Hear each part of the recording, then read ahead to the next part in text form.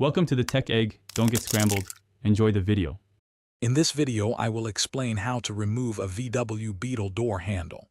This process is quite straightforward and can be completed with just a couple of basic tools.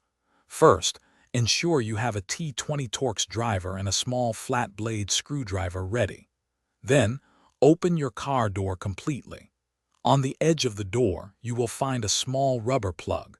Carefully remove it to reveal the next step. Once the rubber plug is removed, you will see a T20 Torx screw inside the opening. This screw is crucial for holding the door handle in position. Using your T20 Torx driver, loosen this screw by turning it approximately 2 to 3 times. It is important not to remove the screw entirely, as it only needs to be backed out enough to release the handle's mechanism. With the Torx screw loosened, gently pull the outer end of the door handle straight out from the door. Next, you will need to disconnect the cable catch that links the handle to the door's latch mechanism. Use your small flat blade screwdriver to carefully pop this plastic catch free.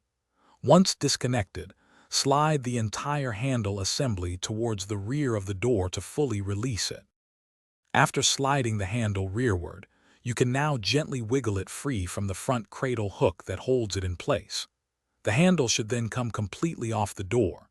Keep all removed parts organized for when you are ready to install a new handle or reinstall the old one. Remember, putting it back on is simply the reverse of these 4 easy steps, ensuring a smooth process. Thanks for watching. Consider subscribing if I helped unscramble your problems.